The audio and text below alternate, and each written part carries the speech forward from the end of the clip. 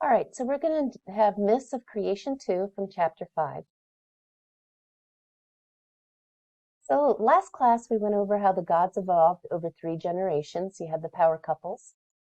So we also talked about the succession motif and how each male tried to outrun the prophecy.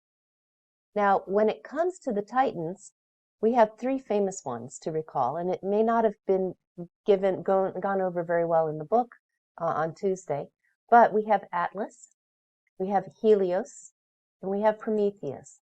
Right now, you only had a brief mention of Atlas holding up the world, Helios and his son's wild ride on the sun's chariot, and Prometheus siding with his mother in one of the battles.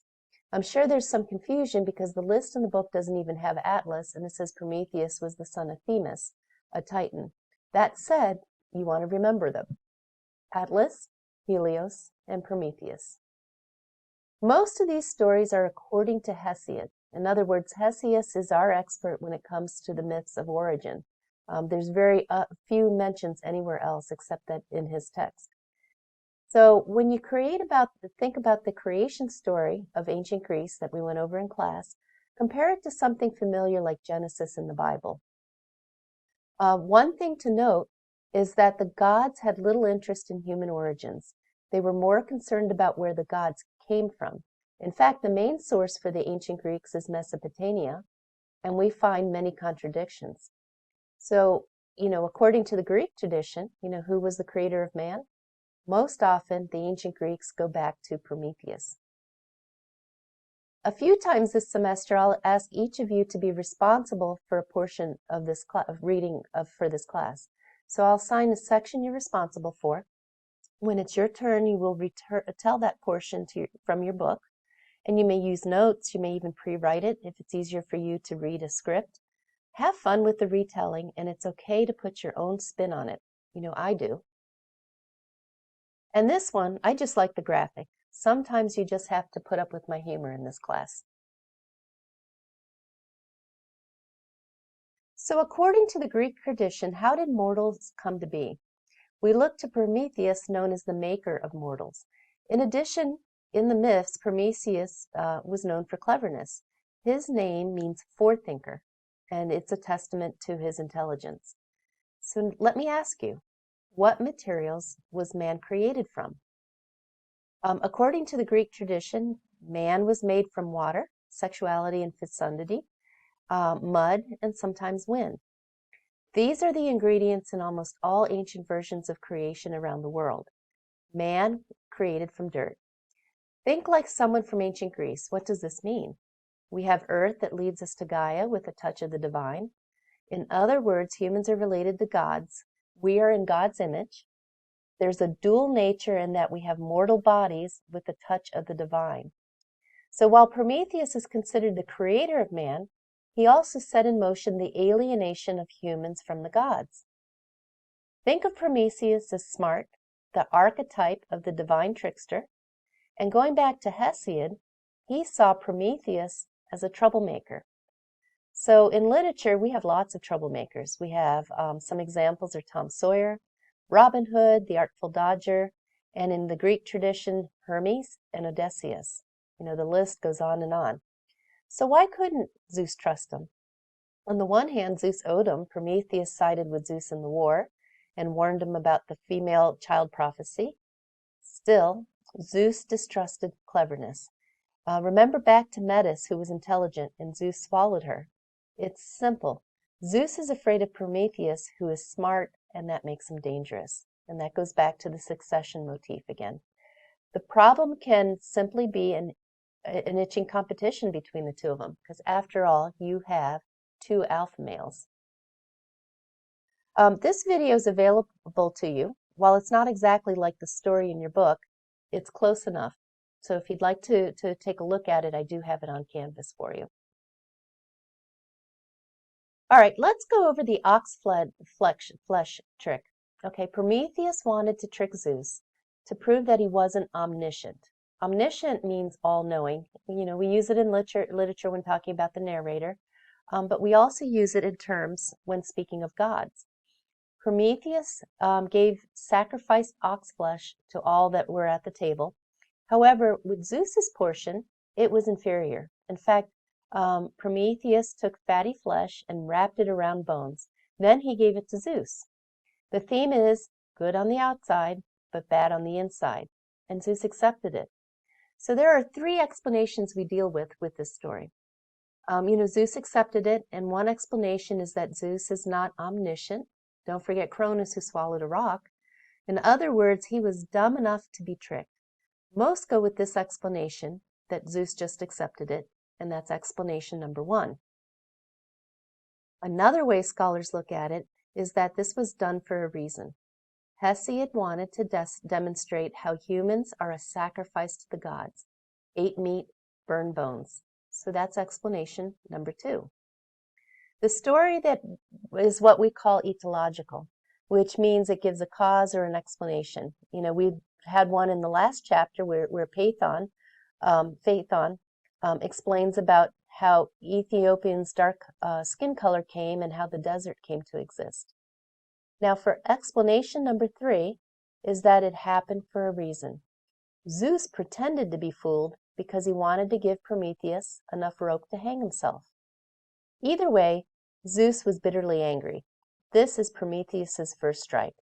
Zeus is passive-aggressive god, and he wants to punish Prometheus by punishing his beloved creation, man.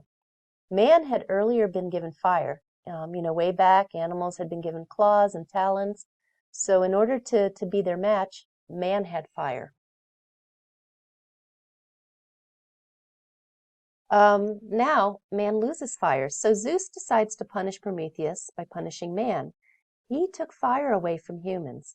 This goes with the prohibition violated motif. So, you do something bad happens. You get punished for it. Prometheus decided to go behind Zeus' back and give fire back to man. Zeus is even more angered and punished Prometheus directly. So Prometheus's punishment, this is what Zeus did to him. So from page 111 in your book, it says, he bound Prometheus the schemer in inescapable fetters, a torment to beat, and through them he drove a mighty stone pylon and sent a long-winged eagle to gnaw his incorruptible liver. By day the bird fed it up, but each night as much was replenished as was lost the day before. So this is from your book.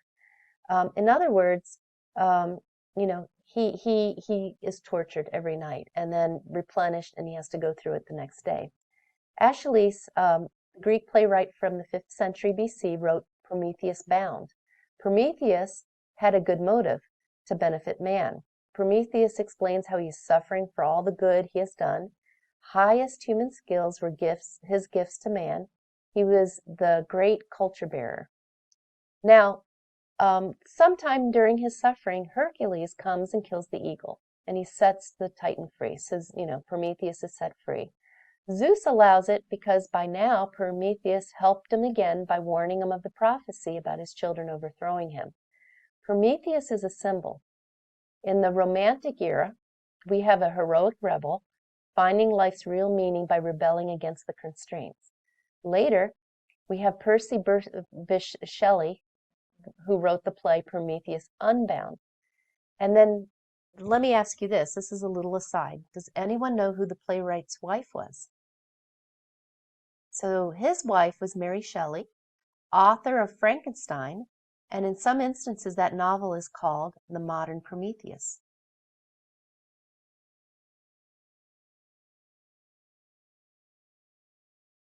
All right, now it's the making of Pandora, and that's in your book on pages 113 to 120. So we get to Pandora. First, let's go back to Genesis. We make the comparisons to other cultures and to other pieces of literature. So according to Genesis, what tree was forbidden? What didn't God want Adam and Eve to have? And that was knowledge. So the tree that was forbidden turns out to be the apple tree. And, knowledge is the thing that was forbidden. And why? Forbidden fruit, just like fire. With fire, man has dominion over nature, narrowing the gap between men and the gods. Man is able to cook food and eat better. So you don't give man fire. What did Prometheus do? He stole fire and gave it back. We have finished with Prometheus's punishment, but Zeus also has to punish man. Man is in trouble for accepting fire after Zeus said no. So, man, fair enough, he took it from Prometheus, but Zeus was still angry. So Zeus devised the greatest affliction against man he could think of, and that is woman. So think back to Genesis again, make those comparisons. In this case, it goes back to misogyny. The Greeks are preoccupied with hostility between the sexes. And, we see the Greeks looking at women as flawed and having even a bit of evil in them. So here is a distinct difference between the Bible and ancient Greece. In the Hebrew Bible, Eve was created as a partner for Adam.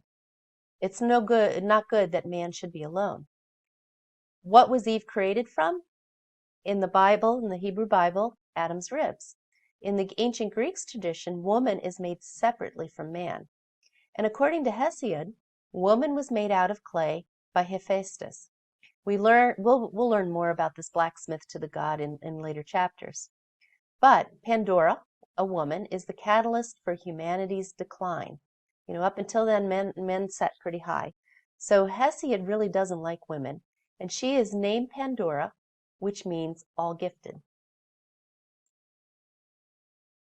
So we're back to the motif of prohibition violated again. So who was given the prohibition? Epimetheus, Prometheus's dumb brother. His name means afterthinker. Remember, Prometheus is forethinker. This brother has helped Prometheus create animals. He gave him claws, talons, necessitating giving humans the gift to make them fire. Now Epimetheus was told not to accept any gifts from Zeus. Prometheus feared Zeus would punish man, but his brother accepts the gift anyway. The jar looks good on the outside, and so does Pandora, but it's full of trouble. So what did Pandora carry? A jar, and we don't know who gave the jar. Pythos is an earthenware jar.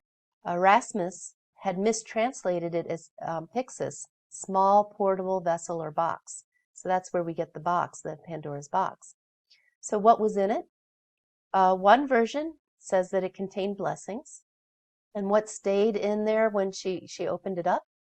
The blessing called hope. Contradictions abound. There's all kinds of things that come up when we talk about Pandora's box. All bad, all good things. It all comes. So before Pandora, man and God mingled together. That's called the Golden Age. They talked with humans. They walked the earth. The gods interacted. But after Pandora, gods withdrew from earth. They continued to visit earth until the sons of the Trojan War heroes died. But then they withdrew for good. So Zeus punished man in the same way he was tricked by Prometheus. Looks good on the outside, but isn't good on the inside. So all male world order crumbles at the arrival of woman. Hesiod says, women all consume food, but do no work. He doesn't count childbearing and working at home when he says this. So in ancient Greece, women were called jars or containers. They were like the earth. Men plowed them to plant seed for reproduction. There is irony there, though. Prometheus, friend to man, catalyst in the ultimate separation of gods and humans. This video is also available to you in Canvas. While it's not exactly like the story in your book, it is close enough to watch.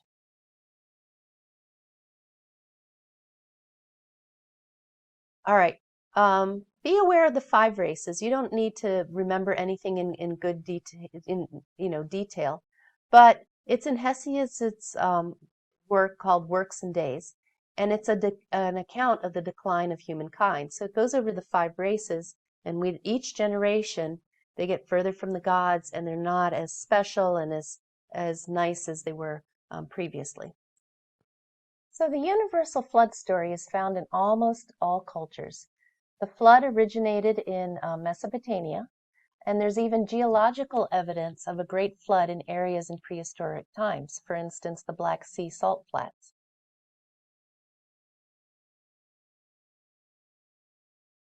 Now, going back to history, There is a 3000 BC Sumerian account, creation of humans, God decreed destruction by flood. There's a 1700 BC account.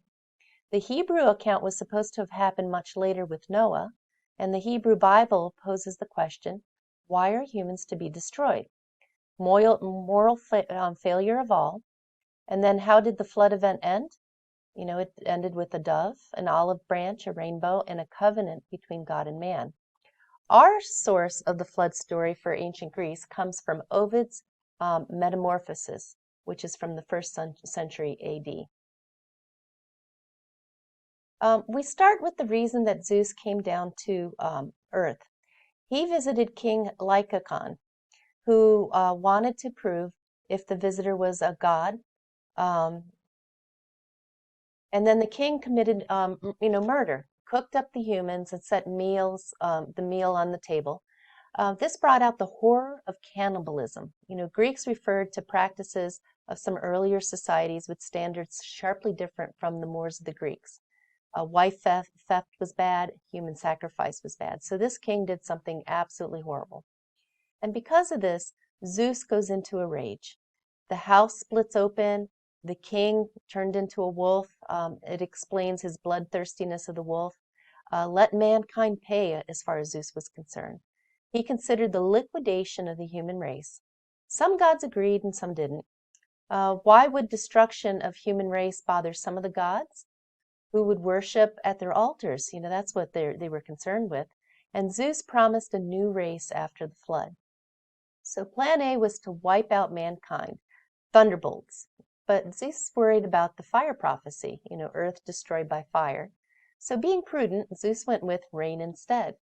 Prometheus warned his son, Deucalion. He told him to build a boat. He and Pyrrha, and that's Epitheus and Pandora's daughter, they clung to a raft that caught on the mountaintops. Not Mount Ararat, but Mount Parnassus, and that's known as Delphi. So the gods called back water. Deucalion and Pyrrha bemoaned the empty earth and the destruction of the race. So what happened? They planted stones to grow more men. And it's like, why not? Men sprung up from trees, blood, why not stones? There were special effects, rocks morphing into humans. Exactly who from rocks, we're not sure, but the Greeks, one was Helen, male, who gave the name to the Greeks. Other people, it's not answered in Greek mythology. The biblical story of Adam explains the whole human race is unique. So I know the ending of the last video was a bit abrupt. My editing skills are not the greatest, but this ends chapter 5, and we're going to be on to the myths of Zeus, Hera, Poseidon, and Hades in the next one, chapter 6.